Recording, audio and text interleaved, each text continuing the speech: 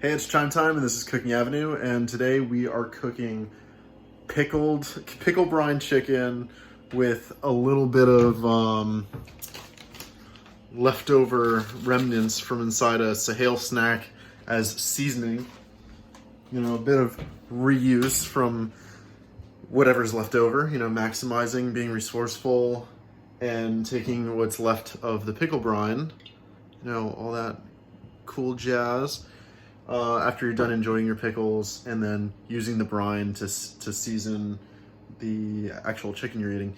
Now, I purchased this at Key Food, as you can see, and it was in like one of those sealed packages. You know, like this was like really tight in there, and it comes in a little plastic thing.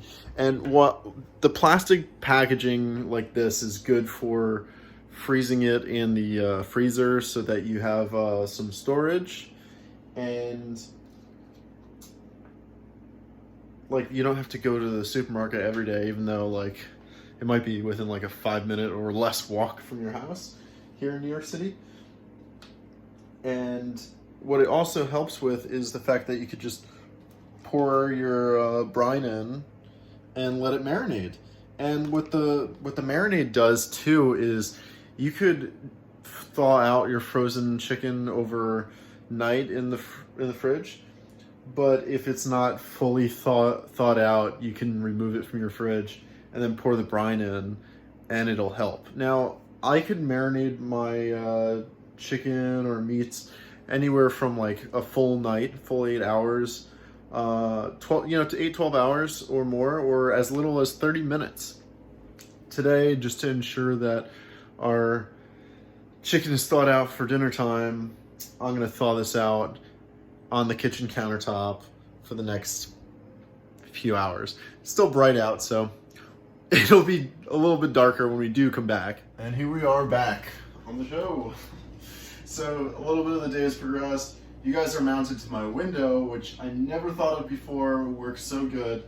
Anyway, we've got our chicken in the brine, and now we gotta pull it out of the brine and put it onto the frying pan. Now, I use a cast iron frying pan, and you know, it's okay if some liquid gets into it. It'll just evaporate. If anything, it'll just help the flavor. You wanna spread out your chicken across the pan as much as you can so it doesn't like affect how the heat transfers through the meat. Okay. Wait. We have a lot of meat today, so very, very cramped in the pan department. But I think that's good enough for brine. I don't think we need any more. If any like onion or dill or anything is laying around inside the pan, that's fine. It'll cook okay. We don't have any on it right now, but that's fine. Now the oven's set to 375. Some people do it higher, some people do it lower. That's the number that works good for this stove. Every stove is a little bit different. It's a shame. You know, you wish that the system would be a little bit more honest with you. These are recyclable, but I'm gonna let it sit in the sink a little bit, dry out before it's ready to be put out. Now, what we have here are the vegetables. The cauliflower has seen better days. It's about to go bad, so tonight's the night to eat it. I bought a big bag. One of the problems with living on your own and being single is that they sell you like family-sized everything. It's very rare in New York City that they ever have separate bags for vegetables. If you have a good farmer's market, that's excellent that you can weigh stuff out. But otherwise, you got to buy the whole family bag, and then you got to eat it all week long, and before it goes bad. Now this is like a steam pot. There's little holes in the bottom. You boil water in like a colander that fits underneath it. You know, this is like a 3-piece thing. There you go. Water goes in there. It boils. Take the lid, you put the lid on it. And you don't want to just turn it on right away. You know, this seems like such a basic, you know, video content, but like people don't know this, you know? And sometimes guys are afraid to cook, or they think that it's not manly or something. Maybe you can see it better that way. Yeah, there you go. Some guys think it's not manly, but, and so, you know, like, my mom didn't teach me how to cook. My dad died when I was 7, so like, he didn't teach me how to cook. I actually learned how to cook in the Boy Scouts. So, if you want to learn how to cook, or you want your kid to learn how to cook, put him in the Boy Scouts. Anyway, you don't turn this on immediately. You let the chicken cook for, you know, 10 minutes or so, and then you turn it on. And why not? You know what? I'll show you guys some more video when this is all cooked. All right, I'm back. And now the sun's down. It's set pretty quickly. I forgot to use the little dust at the bottom of the Sahel. These are really good, by the way. Probably not healthy for you, but that's why they taste so good. We'll use it next time.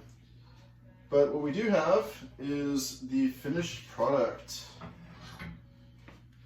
which is the delicious pickle chicken.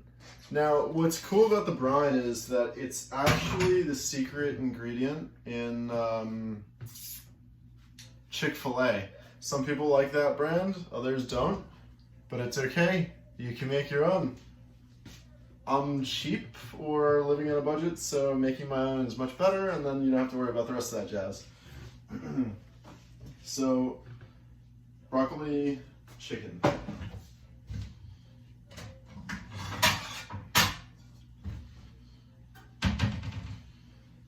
I got this cool floral pattern on my plate.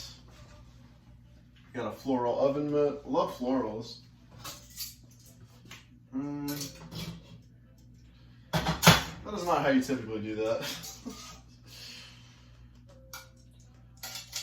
Oh, there is some dill left. Yay, so it is garnished. That's what it looks like. So, you know, you grab yourself a small amount of food. If you need more, if you find yourself to be hungry, you can always add more. But there's always room for maximum attack vegetables.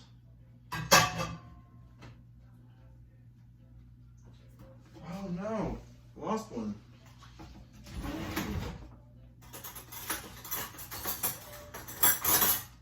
I like how there's just a spatula chilling on top of everything. But I do need a knife. And typically you want to let meats sit for like 60 seconds to like 5 minutes, just so that the oils settle, because otherwise they'll all leak out when you cut into it with your knife, and you might burn yourself.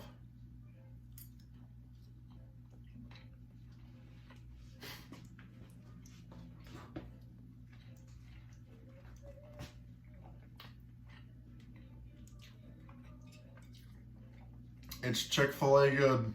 It really is. And the rest of these vegetables are just gonna taste like normal vegetables. That's enough. I'm gonna eat this. It's delicious. Take a look. Love you. This is Chime Time, and this show is Cooking Avenue. Live to love, Chime Time.